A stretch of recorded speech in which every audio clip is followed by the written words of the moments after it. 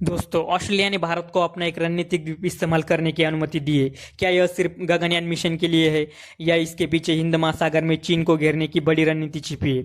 और अगर भारत को इस द्वीप तक पहुंच मिलती है तो इससे चीन, हिंद महासागर और भारत की सुरक्षा पर क्या असर पड़ेगा? आज की इस वीडियो में हम आसान भाषा में पूरी घटना को समझेंगे।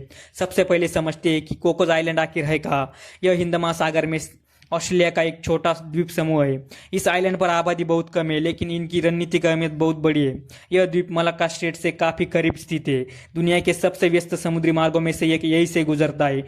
चीन, जापान, दक्षिण कोरिया और कई देशों का तेल और व्यापारिक सामान इसी रास्ते से होकर गुजरता है। यानी जो देश इस इलाके पर बेहतर निगरानी रख सकता है, उसकी समुद्री रणनीतिक स्थिति काफी मजबूत हो जाती है। प्रधानमंत्री नरेंद्र मोदी के ऑस्ट्रेलिया दौरे के दौरान दोनों देशों ने कई क्षेत्रों में सहयोग बढ़ाने पर सहमति जताई है। सबसे ज्यादा चर्चा उस घोषणा की हुई जिसमें कहा गया कि ऑस्ट्रेलिया भारत के गगनयान मिशन के लिए कोकोस आइलैंड पर एक अस्थायी स्पेस ट्रैकिंग टर्मिनल स्थापित करने की अनुमति देगा।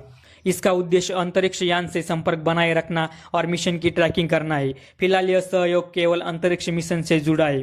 भारत को वहां स्थायी सैन्य अड्डा नहीं मिला है, लेकिन पिछले कुछ सालों से भारत और ऑस्ट्रेलिया के मजबूत व्यापारिक और रणनीतिक रिश्ते काफी अच्छे हुए हैं।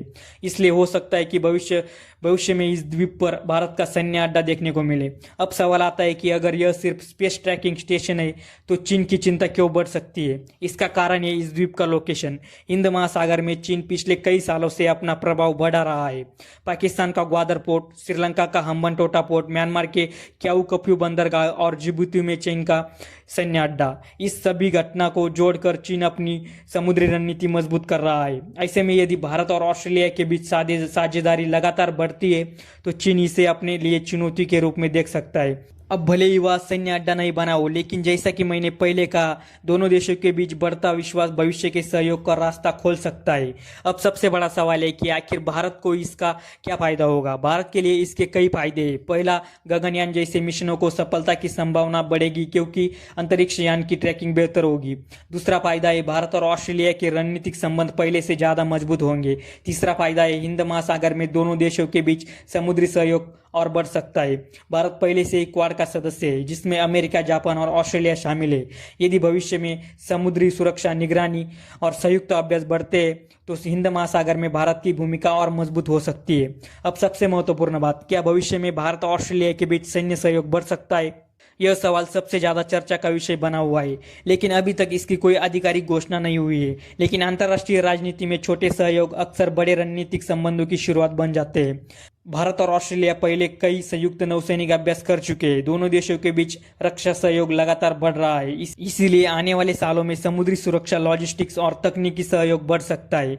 दोस्तों, फिलहाल तो ऑस्ट्रेलिया ने भारत को कोकोस आइलैंड पर सिर्फ गगनयान मिशन के लिए स्पेस ट्रैकिंग टर्मिनल स्थापित करने की अनुमति दी है, लेकिन इस फैसले का महत्व केवल अंतरिक्ष तक सीमित नहीं है। यह भारत और ऑस्ट्रेलिया के बीच बढ़ते रणनीतिक विश्वास का संकेत भी है।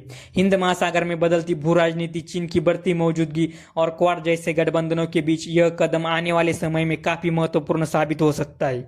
अब यही देखना दिलचस्प होगा कि क्या यह सहयोग केवल अंतरिक्ष मिशन तक सीमित रहेगा या भविष्य में रक्षा और समुद्री सुरक्षा के क्षेत्र में भी नई साझेदारी का रास्ता खोलेगा। क्या आपको लगता है कि भारत और ऑस्ट्रेलिया की यह साझेदारी भविष्य में हिंद महासागर का शक्ति संतुलन बदल सकती है? कमेंट करके अपनी राय जरूर बताएं। अगर आपको यह विश्लेषण पसंद आया हो तो वीडियो को लाइक करें और चैनल को सब्सक्राइब करें।